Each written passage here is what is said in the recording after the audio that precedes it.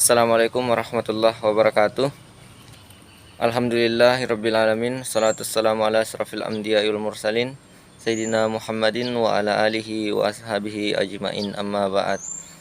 Bersyukur kepada Allah, bersalawat kepada Nabi, dan berinteraksi kepada seluruh manusia. Langsung saja, pada kesempatan ini materi yang akan kami bahas yaitu diri, identitas, emosi, dan kepribadian remaja. Kami dari kelompok 1 atas nama Putri Sara Ramadhani, Nurfadila Ahmad, Isnaini, Diana Sukmawardani, dan saya Khairuddin. Baiklah, untuk mempersingkat waktu, kepada pemateri pertama dengan waktu dan tempat saya persilakan. Baiklah, terima kasih atas kesempatannya. Langsung saja, identitas diri. Identitas diri adalah kesadaran tentang diri sendiri yang dapat diperoleh individu dari observasi dan penilaian terhadap dirinya. Menyadari individu bahwasanya dirinya itu berbeda dengan orang lain. Seseorang yang memiliki perasaan identitas diri yang kuat akan memandang dirinya berbeda dengan orang lain dan tidak ada yang bisa menyamainya. Sumber dari identitas diri itu pertama lingkungan sosial seperti keluarga, tetangga, dan kelompok teman sebaya. Kemudian kedua, kelompok acuan, yaitu kelompok yang berbentuk pada remaja, misalnya kelompok agama atau kelompok yang memiliki minat yang sama, di mana melalui kelompok tersebut remaja dapat memperoleh nilai-nilai dan peran yang dapat menjadi acuan bagi dirinya. Kemudian ketiga, tokoh idola, yaitu yang sangat berarti seperti sahabat, guru, kakak, dan orang yang mereka kagumi. Kemudian emosi remaja. Menurut Daniel Goleman 1995 mendefinisikan emosi merujuk kepada makna yang paling harfiah yang diambil dari Oxford English Dictionary, yang memaknai emosi sebagai setiap kegiatan atau pergolakan pikiran, perasaan, nafsu, serta setiap keadaan mental yang hebat dan meluap-luap. Emosi juga dikatakan merujuk kepada suatu perasaan dan pikiran yang khas, suatu keadaan biologis dan psikologi, serta serangkaian kecenderungan untuk bertindak. Kemudian bentuk emosi remaja. Pertama, amarah, yang meliputi di dalamnya mengamuk, benci, marah, besar, jengkel.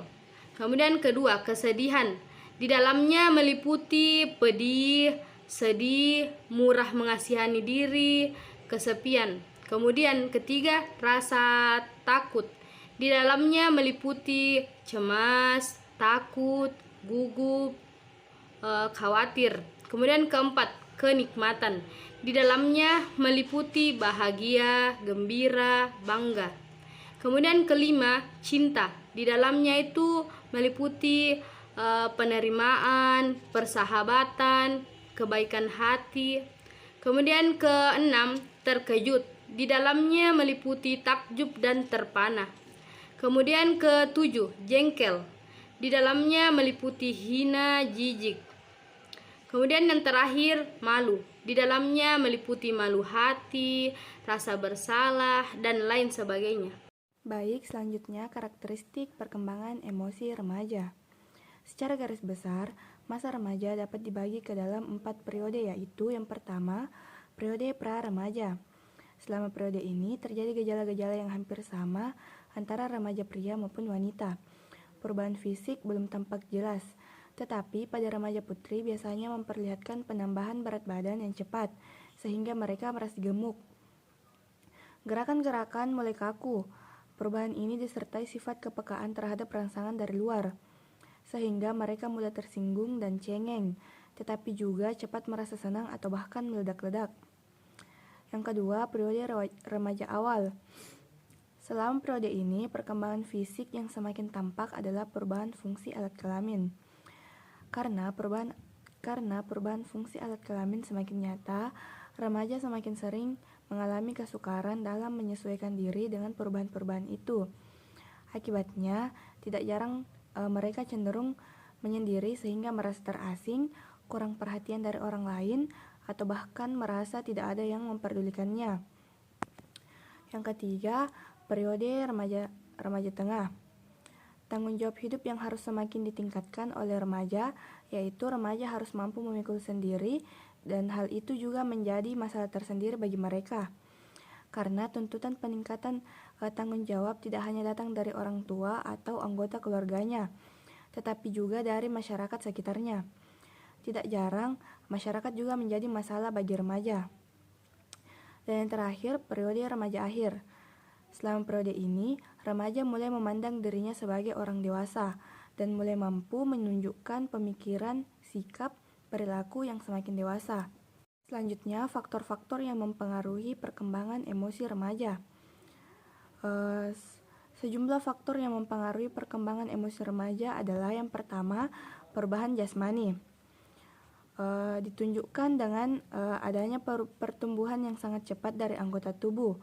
Pada taraf permulaan pertumbuhan ini hanya terbatas pada bagian-bagian tertentu saja yang mengakibatkan postur tubuh menjadi tidak seimbang. Ketidakseimbangan tubuh ini sering mempunyai akibat yang tidak terduga pada perkembangan emosi remaja. Yang kedua, perubahan pola interaksi dengan orang tua. Pola asuh orang tua terhadap anak termasuk remaja sangat bervariasi. Ada yang pola asuhnya menurut apa yang dianggap terbaik oleh dirinya sendiri saja, sehingga ada yang bersifat otoriter, memanjakan anak, acuh tak acuh, tetapi ada juga yang dengan penuh kasih sayang. Perbedaan pola asuh orang tua seperti ini dapat berpengaruh terhadap perbedaan perkembangan emosi remaja. Yang ketiga, perubahan interaksi sesama teman sebaya. Faktor yang sering menimbulkan masalah emosi pada masa ini adalah hubungan cinta dengan lawan jenis. Pada masa remaja tengah, biasanya remaja benar-benar mulai jatuh cinta dengan teman lawan jenisnya. Gejala ini sebenarnya sehat bagi remaja, tetapi tidak jarang juga menimbulkan konflik atau gangguan emosi pada remaja. Yang keempat, perubahan pandangan luar.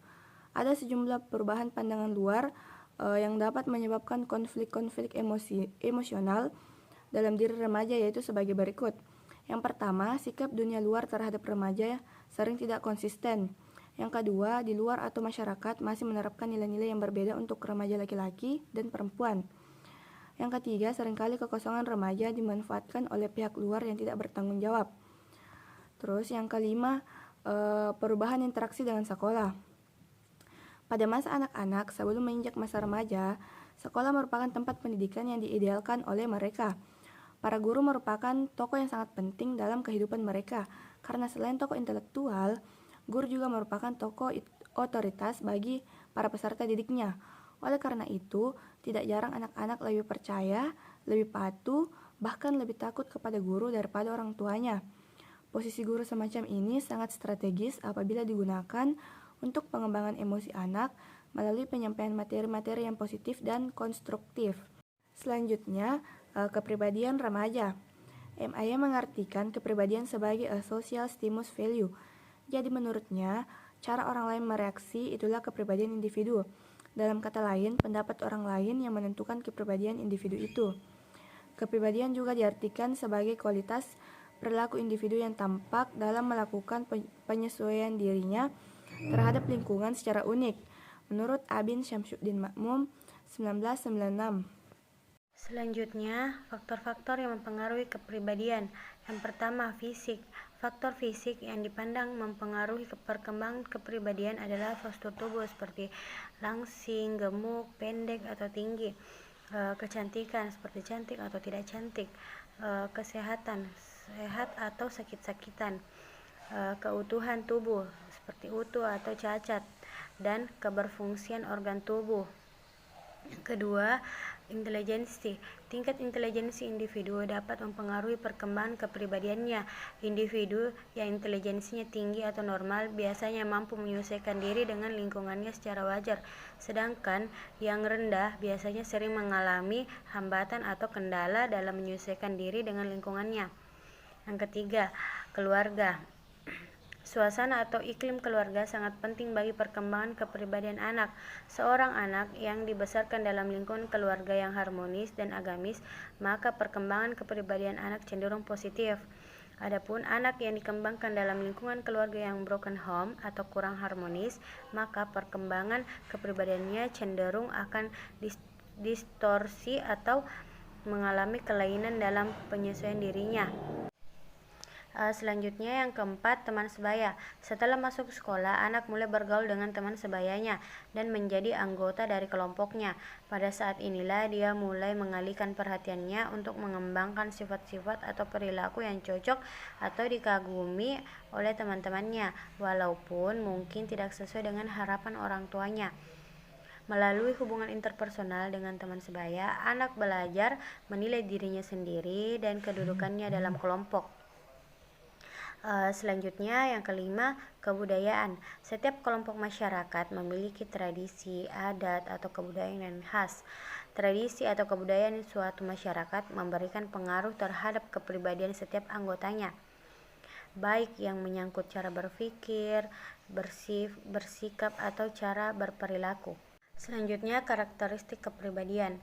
Harlock mengemukakan bahwa penyesuaian yang sehat atau kepribadian yang sehat ditandai dengan karakteristik sebagai berikut. Yang pertama, mampu menilai diri secara realistik. 2. Mampu menilai situasi secara realistik. 3. Mampu menilai prestasi yang diperoleh secara realistik. Yang keempat, menerima tanggung jawab. Yang kelima, kemandirian. Yang keenam, dapat mengontrol emosi. Yang ketujuh, berorientasi tujuan. Yang delapan, berorientasi keluar. Yang kesembilan, penerimaan sosial. Dan yang terakhir, berbahagia. Selanjutnya, harga diri rendah. Harga diri rendah adalah evaluasi diri negatif yang dikaitkan dengan perasaan lemah, tidak berdaya, putus asa, ketakutan, rentan, rapuh, tidak lengkap, tidak berharga, dan tidak memadai. Perasaan negatif mengenai tubuhnya sendiri, keluhan fisik, dan menarik diri. Ciri-ciri harga diri rendah seperti perasaan tidak mampu, pandangan hidup yang pesimis, penurunan produktivitas, dan yang terakhir penolakan terhadap kemampuan diri. Selanjutnya saya akan menjelaskan contoh kasus yaitu harga diri rendah. Studi kasus harga diri rendah kronis pada pasien skizofrenia. Gangguan konsep diri, harga diri rendah. Populasi penelitian ini adalah orang dengan gangguan konsep diri harga diri rendah kronis dengan skizofrenia. Sampel yang digunakan yaitu pasien dengan skizofrenia yang mengalami harga diri rendah kronis. Lokasi penelitian dilakukan di RSJ Gracia Yogyakarta pada bulan Februari 2020. Pengumpulan data menggunakan teknik wawancara, observasi, dan studi dokumentasi. 1. Pengkajian. Dari proses pengkajian pada pasien didapatkan hasil subjektif bahwa pasien mengatakan malu, tidak percaya diri, dan perasaan tidak mampu. Dan data objektif yang ditemukan yaitu pasien memiliki pandangan hidup pesimis, kurangnya kontak mata selama interaksi, dan banyak menunduk. Pasien mampu menjawab pertanyaan yang diajukan perawat dengan berbicara lambat dan nada suara pelan. 2. Analisis data. Beberapa tanda pada orang yang memiliki harga diri rendah saat diobservasi dan diwawancarai, antara lain penurunan produktivitas, destruktif yang diarahkan pada orang lain, rasa diri penting yang berlebihan, rasa bersalah, mudah tersinggung atau marah yang berlebihan, ketegangan peran yang dirasakan, keluhan fisik, pandangan hidup yang bertentangan, penolakan terhadap kemampuan personal, pengurangan diri, penyalahgunaan zat, dan menarik diri dari realitas. Pada kasus yang ditemukan pada si A sesuai hasil wawancara dengan pasien yaitu yang menyebabkan pasien memiliki harga diri rendah adalah kepribadian yang pemalu dan tertutup, terbiasa menyendiri, dan kurang bersosialisasi. 3. Diagnosa keperawatan. Dapat didefinisikan bahwa harga diri rendah kronis adalah evaluasi diri atau perasaan negatif tentang diri sendiri dan kemampuan diri yang berlangsung minimal 3 bulan. Dukungan hendaknya sangat diperlukan bagi individu yang mengalami gangguan skizofrenia untuk dapat pulih. Dukungan tersebut berupa kesadaran dari keluarga pasien untuk terus memotivasi pasien ke arah kesembuhan dengan melakukan pengobatan secara rutin. 4. Implementasi keperawatan. Pada perencanaan keperawatan, penulis melakukan intervensi keperawatan tujuan setelah dilakukan tindakan keperawatan selama 3x8 jam. Diharapkan harga diri meningkat. Penulis membuat perencanaan keperawatan agar digunakan sebagai pedoman dan rencana yang akan dilakukan pada si A sesuai TUK atau TUM. Terakhir, pada tinjauan kasus penulis dapat melakukan evaluasi selama 3 hari dan pasien mampu melakukan SP1, SP2, dan SP3. Pada hari pertama, pasien mengatakan bingung dengan kegiatan apa yang dapat dilakukan di sini. Namun adanya kemauan untuk melakukan suatu kegiatan. Hari kedua, pasien dievaluasi SP1 dan hasil pasien melakukan kegiatan yang dapat dilakukan saat ini sesuai dengan daftar kegiatan yang sudah dibuat dan lanjut SP2.